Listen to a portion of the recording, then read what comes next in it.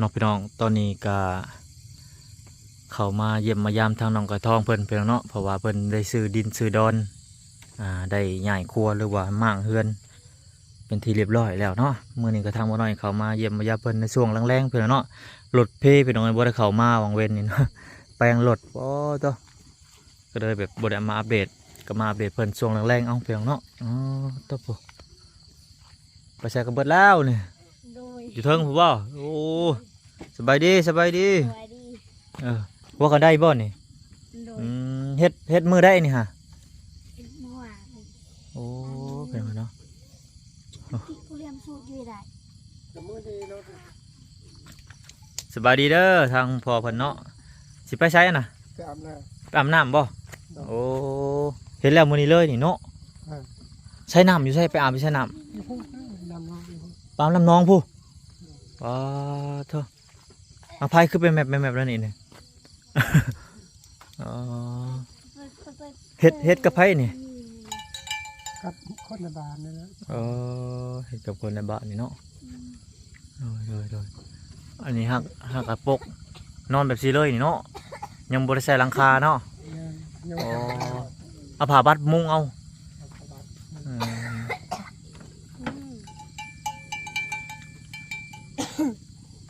สวัสดีน้องไก่ทอง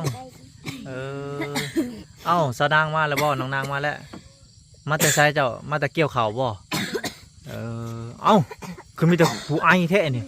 เป็นได้ไดเห่ากันแล้วบ่ในห้องแห้งโอ้ยตายมันเป็นผู้เป็นวัดเป็นไข่โอ้คนหน่อยคนนอนใช้แม่ไปใช้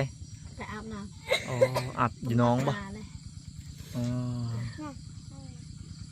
เป็นไข่บ่คือไอหกแหก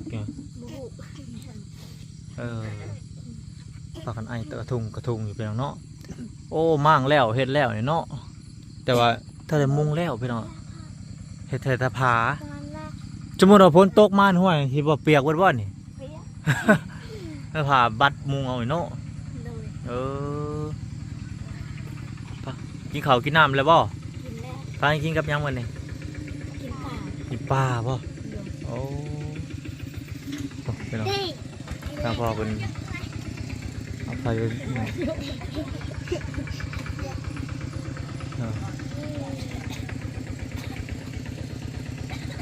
มื่นซานต่อพี่น้องเนาะเป็นหาดเป็นทางปลาเพื่อนชื่อคงอยู่คงกินเครื่องเนาะเนี่ยนะทางลงบ่สิลงทางนั้นน่ะนะอยู่จังใดนะโอ้สีดังไฟบ่นี่ปอใหม่งามแท้นี่บ่ไหวบ่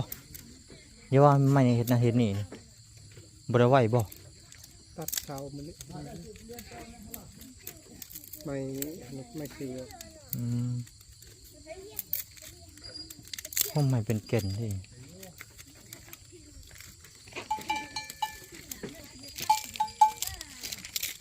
ถือว่าที่ดินซื้อเป็นที่เรียบร้อยเนาะเท่าไรก่อดินนี่ฮะ30 ล้านเนาะจักแมทคูจักแมท15 คูณ 15 คูณ 25โอ้พี่น้องผู้มาอื่นผู้ใดพี่น้องเนาะอาจจะเบิ่งว่ามันกวางมันขวางจำได้มาที่หลังคาก็บ่ยังพอได้แล้วใช้สังกะสีไว้ใช้เบิดสังกะสีครับนี่โอ้ไว้ญี่ปุ่นเนาะสังกะสีกายกับรถนี่เป็นหมอหินแถวนี้เนาะหินหมอหินนี่ก็หินเลยนี่คือหินดากนะหินดาก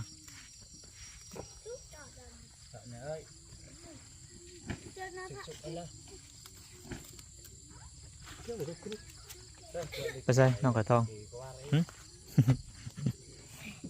ได้ทีใหม่แล้วเนาะนอนมือแรงคืนแรกแม่นบ่นี่สินอนคืนแรกเลยเนาะ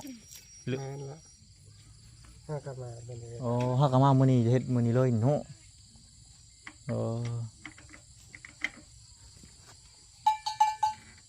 เจ็บมาได้แล้วเขาพ่นตกจะเปียกพอละกระซับนั่นพอจะอยู่ก่อน ไปส่งรถไถ อืมมื้อนี้หารถไถเพิ่นเอามาแก่ใหม่เนาะรถไถอันทางใดทางลูกบ่ ทั้งพี่น้อง ทางพี่น้องเนาะรถไถทางพี่น้องเพิ่นมาแก่ใหม่หาเพิ่นมาแก่สังกะสีแก่ไม้แป้นนั่นแหละเนาะเพิ่นมาแต่อาบน้ำพี่น้องเมื่อกี้นี่ขับรถไถไปอาบน้ำ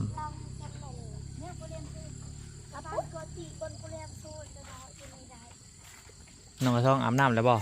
จะอาบแล้วแหละ โดย มื้อแรงมันนอนคืนแรกเด้พันยังบอกนะเบาเด้อพันเล็ก เอาแล้วโอ้เป็นยังตกบันได โดย โอ้ตายตกบันไดไปนี่มันโมมี่อันนี้เดี๋ยวมันหมอนนี่มันลุยไปตอกบันไดตัวอะไรเห็ดสัวข้าวซื่อ ไก่ปลาตะบูเนอะ โอ้ระวังได้ตะปูใช่อ๋อดีครับระวังได้ ปลากันยาวใส่ เซลความสูงสำนีบ่เฮือนน่ะหรือจังได้นี่พอบ่ความสูงสนบ่ต่ำพดบ่หรือจังได้เฮ็ดหมูสัวข้าวซื่อบ่หรือจังได้นี่ ใส่ ขึ้นอีกบ่เรือเสร็จต่ำก็ขึ้นสะดวกไปอย่างนึงแต่ว่ามันก็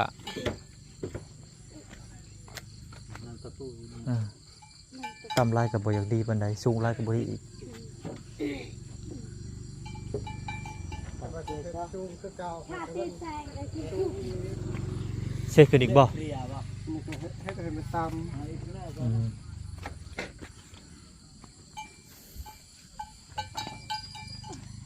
ตีเลยอยู่ ฝนบ่ตกใครแน่มื้อแรงเนาะ เรียบร้อยเลยจ้ะนอน ตะเวินจับนอนเลยมึงตอนตะเวินจับนึงได้อยู่ อ๋อผ่าบัดมุงพี่น้องเอ้ยโอ้มื้ออื่นกะว่าสิแล้วบ่กะว่า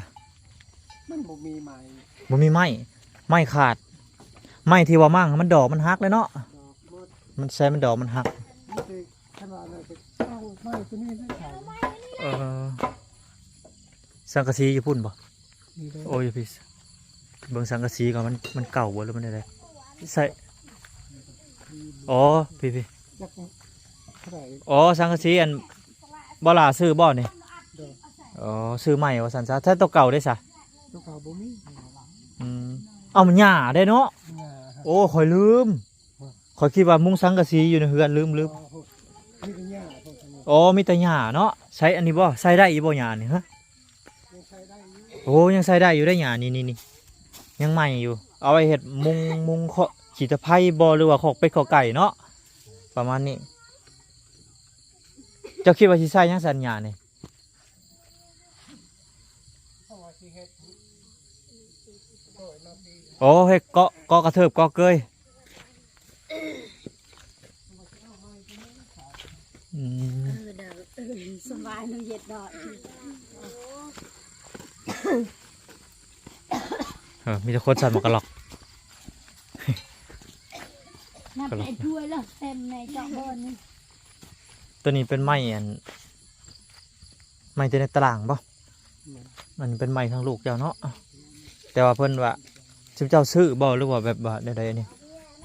ซื้อแล้ว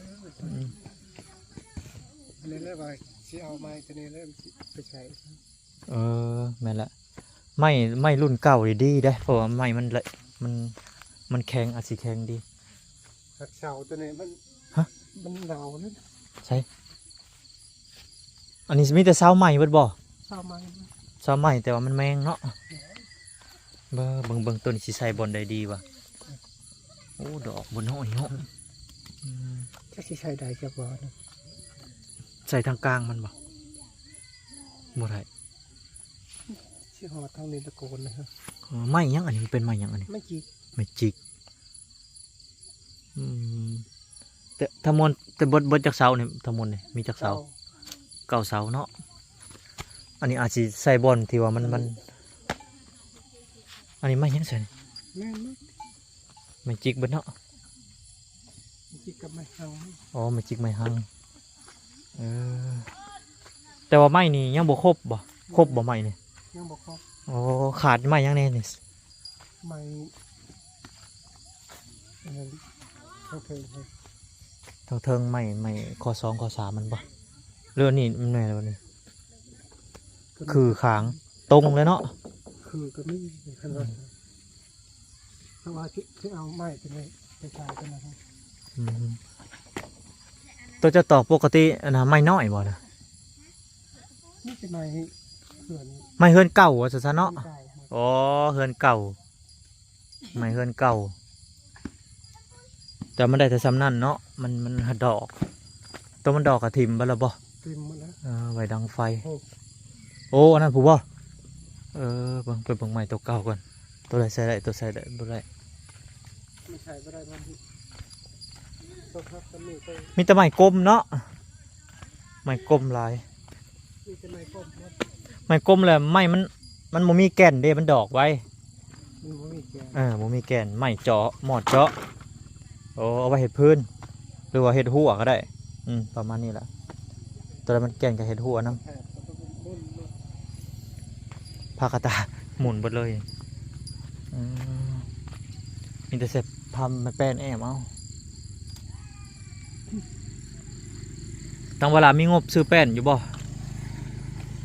เพื่อเราสิซื้อไม้บ่แป้นคือจังใด ยากครับ เป็นยังทะแจ้งการเนาะ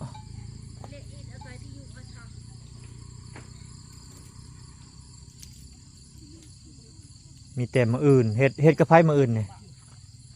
พอได้ยัง โอ้เฮ็ดผู้เดียวกูเด้อโทษ แล้วเลยว่าข เขา นาด บอก นั้น เอา ครับ ไม้ตัวนี้มาได้มือ สบายดีพี่น้องแน่ สบายดี สบายดีมาตามน้ำเนาะเมื่อกี้นี่ โดย โอ้ไปอาบอยู่ไสน่ะ อยู่เฉย เซ โดย โอ้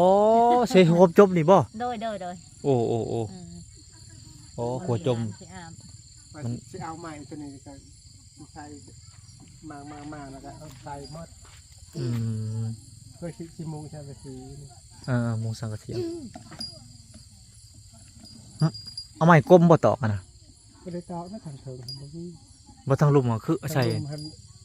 มีไม้กลมนะบ่ ใส่ซื้อ เออ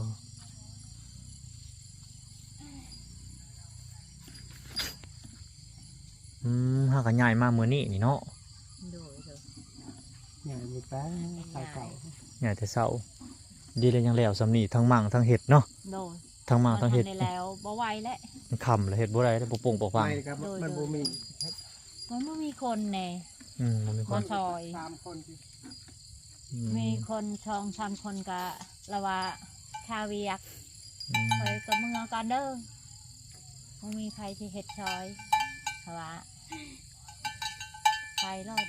คนเจ้า ดีแหละยังแล้วสำนีทั้งอันมั่งเนาะมั่งแต่เบิดมือเห็ดก็เบิดมืออีกเอ้า โดย คำแล้ว จนคำพุ่นจังแล้ว โอ้ขมือแรงฝนตกนี่เรียบร้อยแล้วเนาะ โดย มื้อวานนี่มื้อคืนนี่ฝนมื้อคืนนี่แห้งเด้ ว่ามา ลิ้นเบิดคืนเลย แห้งฝนตกเนาะ คืน แม่น แห้งอะลิ ลิ้นเบิดคืนเบิดมื้อเลย บ่ไหวที่ อืม เทิงแม่เทิงมาง แม่นแล้ว เทิงคน ที่ไปแล้วไหวบ่มืดมือยังบ่แล้วเนาะ อืม เฮ็ดบ่ไหว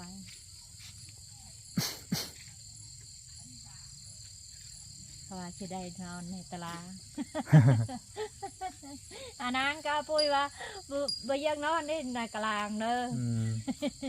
บ่อยากนอนในกะลา สินอนเรือนนะ นอนมาได้แล้วนางไก่ทองอ่ะโอ้ยไม่อยากนอน ฝนตก ใาราง จะไปนอนใช่ป่ะนี่นอนตารางบ่ โดย ฝนตกนอนตารางฝนตกมื้อแรงนอนตารางบริแคมทางเลยเนาะ โดย แบบแปะทางแม่นเบิดบ่ฮอดทางเลยบ่ฮอดบ่ทาง ได้ว่าที่ฮอดทางนี่นี่ ฮะ นี่ ใช่หลักแดนอันนั้นบ่ ใช่หลัก อ๋อหลักอันนะครับบ่ นี่เลย หรือว่าในคูอันนี้ โดย หรือจังใด หลักแดน เด้หลักแดนนี่ หลักนี่แหละหลักแดนเนี่ย ใช่นิ่งไปหาใส่นี่นิ่งไปฮอดใส่อ๋อซื้อลงนี่บ่โอ้ กระแทกเที่ยงนี่กะ เนาะเนาะ อืม นี่แทกนี่กับแทกเอาลักอันนี้กับไปอันนี้ อันนี้หนทางบ่ได้กลัวบนทางเนาะ โดย จงหนทางเขาไว้พอเขาเที่ยวเด้ อันนี้เขา โอเค จงไว้คันทาง อันนี้เป็นหนทางพี่น้องมื้ออื่นอาจสิฮู้เพราะว่ามื้อนี้มันค่ำแล้วมันเห็นบ่ชัดพี่น้อง โดย พอเท้าๆเอาเดาๆเอาไปนำมื้อจะเข้ามาอัปเดตใหม่รถเพคอยก็ได้ แปลงรถ จนค่ำพอสิเข้ามาแต่เว้นพุ่นแล้วเข้ามาบ่ได้แปลงรถเพถือว่ากินข้าวกินน้ำแล้วเรียบร้อยบ่ทุกคน กินวัด กินหมดเลย นี่กระบามาเอิดนี่กระบาอันนั้นก็ที่ได้มางแล้วก็ใช้เป็นนี้ อืม เพราะว่าคือขุหันคิดไปอาบน้ ตามรถเดี๋ยวมันสิดึกเดี๋ยวมันดึกเด้คือว่าเราบ่ย่านดอกเนาะไปผู้เดียวบ่หรือจังได๋อ๋อคือว่า ำไปก็เดียว เพิ่นก็เหมือนบ่ย่าน ถ้าว่าไปเด้อลงเช โอ้ยข่อยบ่ไปเด้อข่อยกะบ่กล้าลงเซข่อย ลูกกระยาน มาให้ไปแล้วพอ อืม เดี๋ยวอยู่นี่คอยก็เลยไปกับลูก อืมไปหลายๆคนเด้อข่อยบ่ย่านข่อยบ่ได้เด้อข่อยย่าน แล้วนี่คนนางปุยหันแห่งยานนาง กบ เด็กน้อยก็เหมือนแห่งย่านไว้ซะ เพราะว่ายานนานแหละยานเห็นยังยานมันคืออยู่ ก็ดีแล้วมันเป็นครูนี่ เป็นครูอันนี้เป็นครูดินหยังวะบ่ ขนาดพัดลุก โอ้ทางออกเบิดแล้วเนาะอันนี้ตะกี้มันหกโอ้ไม้อันนี้บ่นี่แม่นเบิดบ่นี่ แมนมัด โอ้ไม่ติ้วช่ำคักได้ดิเฮ็ดเสียว่าเฮ็ดหยังอะ ไว้เห็ดละหัว ลักหัวมันได้ไหมอันนี้ถอดแต่มันติดมือหน่อยหนึง ยางกับหนาม อันนี้ โอ้ไม้นี่เฮ็ดท่านนี่แข็งคักเลยดังกะคือหยังนี่ดังติดคักเอาไว้เฮ็ดหัวแหละหัวสวนบักพริกมะเขือเด้อเอาไว้ป ดี ลูก แล้วนี่ ฮะ ปลูกนี่หลอดเคยอย่าปลูก ใช่ปลูกนี่เลย โดยโดย เอาเลย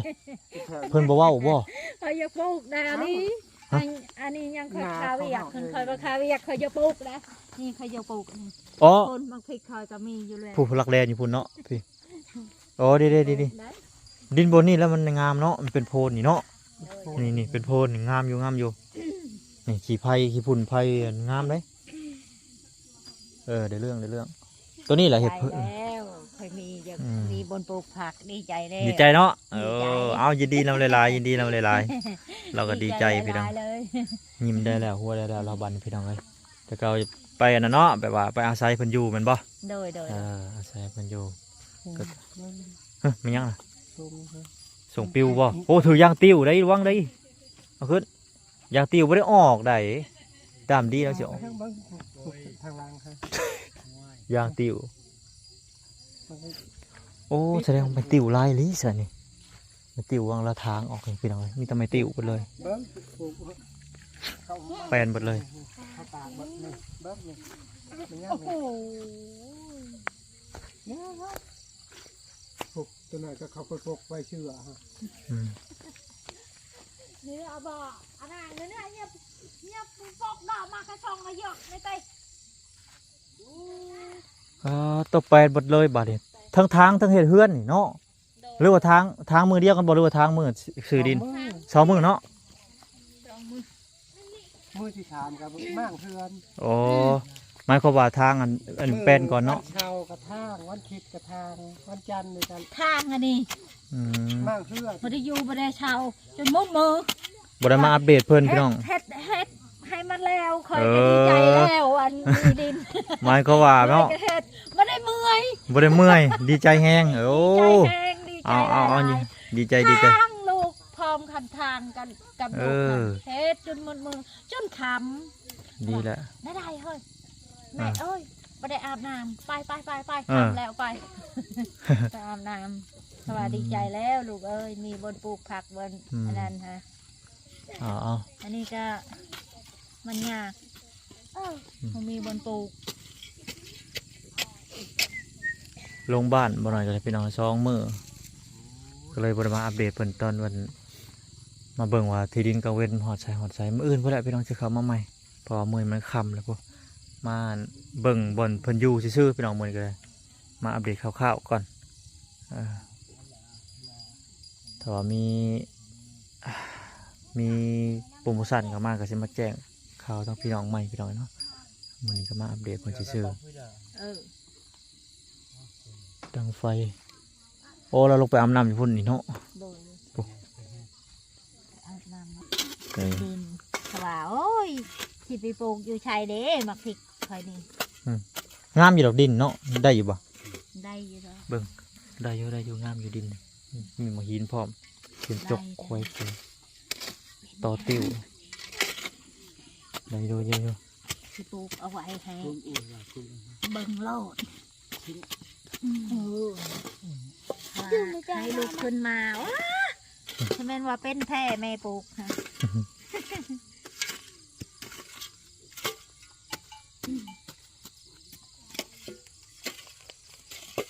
บืนกับซาดต่อเนาะเฮือนเนี่ย โดย เออถือว่าถือว่าพ่อเนาะสำนีขอบต่ำขอบสูงเนาะ โดย สำนีตอนนี้ก็เป็นแดนคนอื่นไปน้องดีแล้วมีหัวอีกทางหนึงเลยมีหัวข้างเลยมีหัวอ้อมโอ้หมูน้อยตื่นบดอุดอิดหมูน้อยผูกอยู่นี่เนาะ ห้องดูอีดอยู่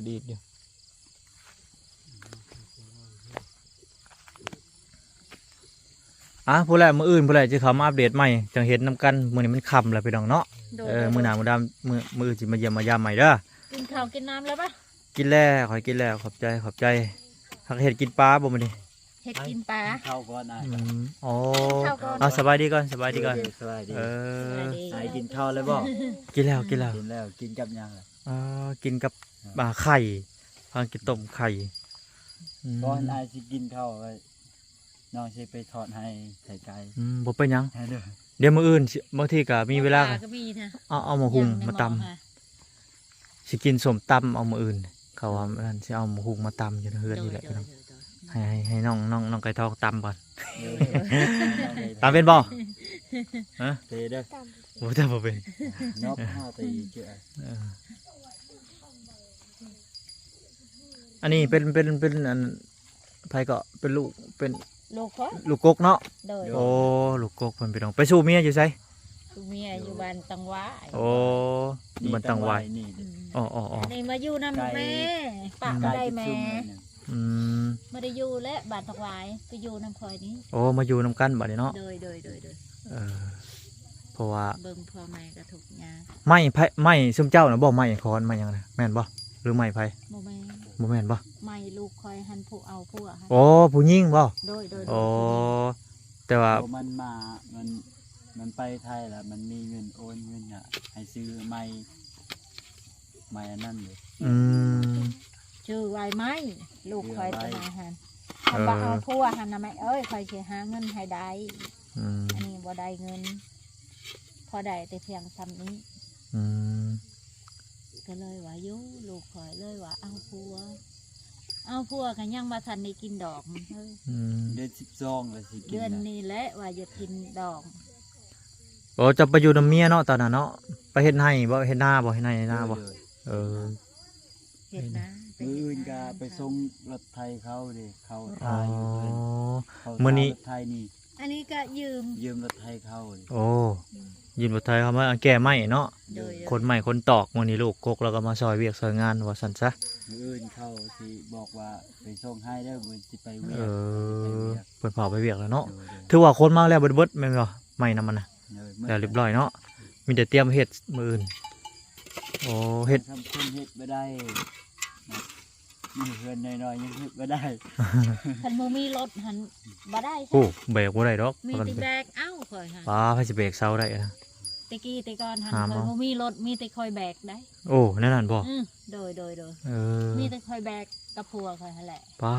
ทุกคนตะกี้เก่งเนี่ยพี่น้อง ขี้ตาย แบกเซาบักใหญ่ เออ แบกมาใส่มาเฮ็ดเนาะ โมมีไผเห็ด อืม ที่แบกเอ้าหลดลางกับโมมี เออมื้ออื่นนี่ก็เฮ็ดกับพ่อแล้วมื้ออื่นเนาะ โดย จ้าเฮ็ดเพื่อนนี่เฮ็ดกับพ่อสองคนใครอยู่ เพื่อนตัวนี้เฮ็ดกับมือเลยเวลาไปเอาล่ะไปห้างเอาอีกบ่มีรถ อื